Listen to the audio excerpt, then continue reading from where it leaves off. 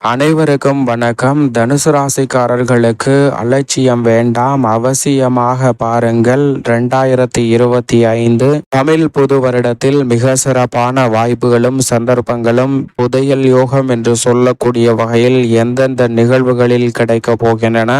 April 14ஆம் தேதி முதல் மிகவும் குறிப்பாக விசுவாவசு வருடத்தில் மிக சிறப்பான வாய்ப்புகளும் சந்தர்ப்பங்களும் அபரிவிதமாக கைகூடக்கூடிய வகையில் மிக அற்புதமான மாற்றத்தையும் வளர்ச்சிக்கான நல்ல சந்தர்ப்பத்தையும் அள்ளி கொடுக்க போகிறது. எனவே மிக பெரிய அளவிலான நெருக்கடிகள், சிக்கல்கள், சிரமங்கள் போன்றவற்றை உறுதியாக தகர்த்தெறிவதோடு முன்னேற்றத்தையும் வளர்ச்சியையும் நிறைவாக சந்திக்கக்கூடிய வகையில் அடுத்தடுத்து பல நல்ல வாய்ப்புகளும் முன்னேற்றத்திற்கான அற்புதமான சந்தர்ப்பமும் இந்த வேளையில் உறுதியாக உங்களை தேடி வரப்போகிறது என்பதை கிரகநிலைகள் திட்டவட்டமாக எடுத்து காட்டுவதால் தனுசு ராசிக்காரர்கள் சரியாக பயன்படுத்தி கொள்ளுங்கள். ஏனென்றால் கிரகநிலைகளின் அமைப்பை ஆராய்ந்து பார்க்கும் போது ராசியின் அதிபதியாக இருக்கக்கூடிய குரு பகவான் இந்த தமிழ் வருடம் துவங்கிய ஒரு மாதம் நிறைவடைவதற்குள்ளே சப்தமஸ்தானம் என்று சொல்லக்கூடிய 7ஆம் இடத்தில் நுழைகிறாருங்க.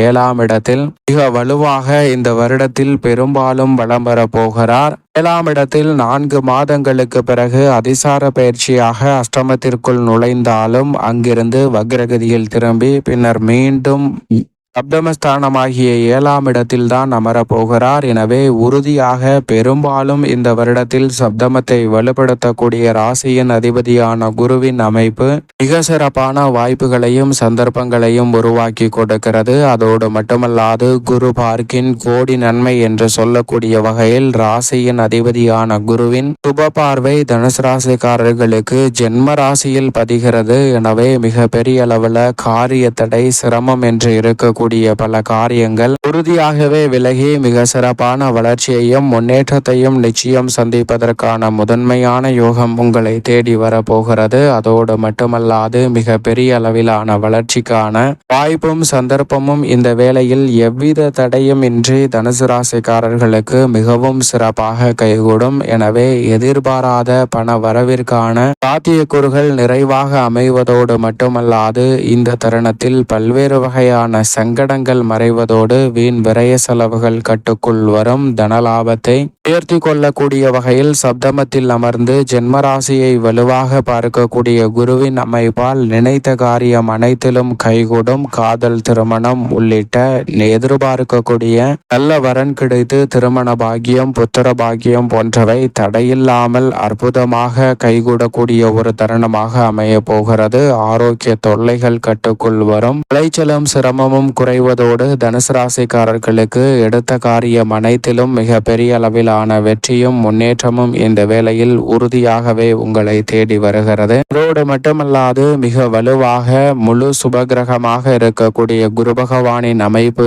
இப்படி இருக்கும் போது அவருக்கு சமபலம் பொருந்திய சனியின் அமைப்பை பொறுத்த வரைக்கும் திருக்கணிதத்தின்படி சுகஸ்தானத்தில் நுழைந்திருந்தாலும் பாக்கிய பஞ்சாகமத்தின்படி இந்த வருடத்தின் இறுதியில்தான் அர்த்தாஷ்டக சனியாக அமர்கிறாருங்க. எனவே இந்த வருடம் முழுவதும் தைரியஸ்தானத்தில் வாக்கிய பஞ்சாகமத்தின்படி ஆட்சி பலம் பெற்று வலம் வரக்கூடிய சனியின் அமைப்பால் நிறைவான நன்மையும் முன்னேற்ற வாய்ப்புகளும் உறுதியாக உங்களை தேடி வரும். நிரந்தர வேலை வாய்ப்பு என்று சொல்லக்கூடிய வகையில் நிரந்தர வருவாயை உருவாக்கக்கூடிய முதன்மையான யோகம் உங்களுடைய சிறு முயற்சியிலே நிச்சயமாக உண்டு. புதையல் யோகம் என்று சொல்லக்கூடிய வகையில் உறுதியாகவே உத்தியோகம் மற்றும் தொழில்துறை ரீதியான பணிகளில் அமோகமான வளர்ச்சியை நிச்சயமாக சந்திப்பதற்கான முதன்மையான யோகம் உங்களை தேடி வருகிறது. எனவே தவறவிடாமல் கனகச்சிதமாகவும் சரியாகவும் இந்த வேலையை தனுசு ராசிக்காரர்கள் பயன்படுத்தி கொள்ளுங்கள். மிக பெரிய அளவிலான வளர்ச்சியும் முன்னேற்றமும் எவ்விதமான காரிய தடையும் சிக்கலும் இன்றி உங்களை வந்து சேரும். தொழில்துறை, வியாபாரத்துறையில் நீங்கள் எதிர்பாராத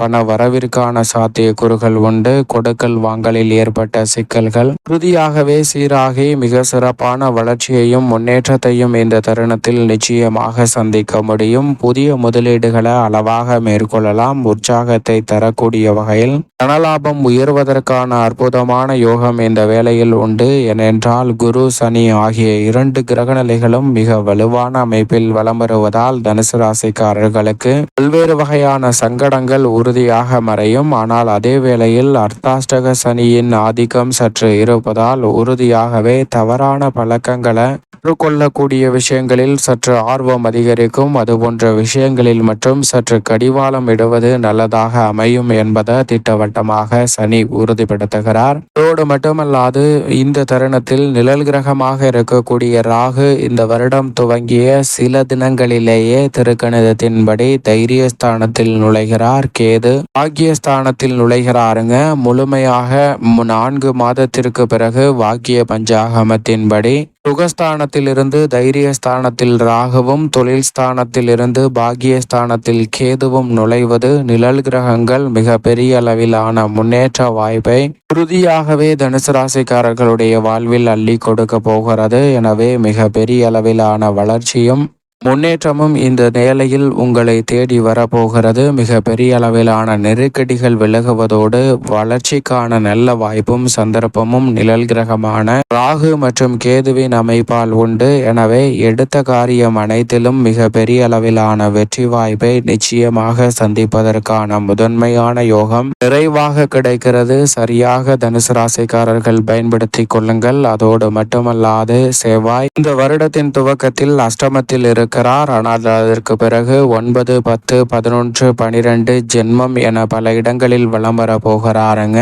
செவ்வாயின் அமைப்பு நினைப்பதை காட்டிலும் மிக பெரிய அளவிலான வளர்ச்சிக்கான வாய்ப்பையும் சந்தர்ப்பத்தையும் ஏற்படுத்துவதோடு அதிரடியாகவும் தடாலடியாகவும் பல்வேறு வகையான பணிகளை வெற்றிகரமாகவும் நன்மை நிறைந்தவையாகவும் மாற்றி கொடுக்கிறார். மாநில அரசின் சலுகை உறுதியாகவே விவசாயம் சார்ந்த பணிகளில் கிடைக்க போகிறது. எதிர்பார்த்தபடி சாதகமாக கைகூடும். எனவே விவசாய துறையில் இருக்கக்கூடிய தனுசு ராசிக்காரர்கள் சரியாக பயன்படுத்தி கொள்ளுங்கள். மிக பெரிய அளவிலான அசூர வளர்ச்சி உங்களை தேடி வருகிறது.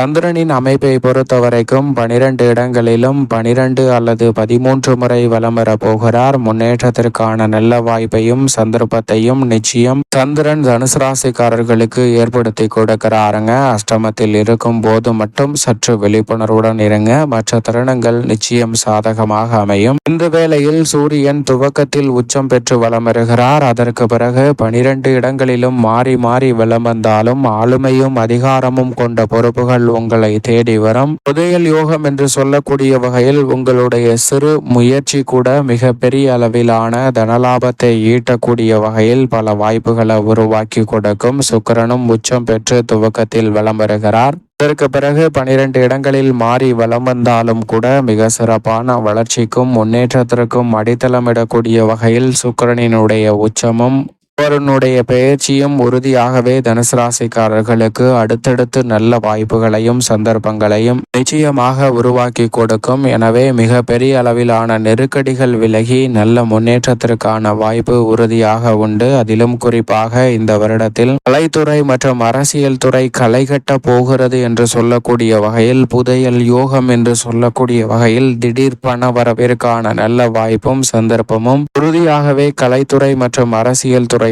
தனுசு ராசிக்காரர்களுக்கு அற்புதமாக கைகூடுகிறது. வித்யாகாரகரான புதன் 12 இடங்களில் மாறி வலம் வந்தாலும் கூட கல்வியில் சிறப்பான வளர்ச்சியும் முன்னேற்றமும் உண்டு. தசாபுத்திகள் வலுவாக இருப்பின் உயர்கல்வி சார்ந்த பணிகளில் மிக பெரிய அளவிலான பிரம்மாண்ட வளர்ச்சி இந்த தருணத்தில் உண்டு. பெரும்பாலும் வித்யாகாரகரான புதனின் அமைப்பால் நிறைவான முன்னேற்றம் தனுசு ராசிக்காரர்களுக்கு கிடைக்கிறது. மேலும் இந்த வருடத்தை சாதகமாக மாற்றிக்கொள்ள நிச்சயமாக தனுசு ராசிக்காரர்கள் இந்த வருடம் துவங்கிய தருணத்திலிருந்து தொடர்ந்து 9 வார வியாழக்கிழமை விரதமிருந்து அருகாமையில் உள்ள வராகி அம்மன் ஆலயம் சென்று தீபம் ஏற்றி வழிபாடு செய்யுங்கள். மிக பெரிய அளவிலான தடைகள் விலகி புதையல் யோகம் என்று சொல்லக்கூடிய வகையில் மிகவும் அற்புதமான நல்ல வாய்ப்புகளும் சந்தர்ப்பங்களும் உறுதியாகவே தனுசு ராசிக்காரர்களை தேடி நிச்சயமாக வரும்.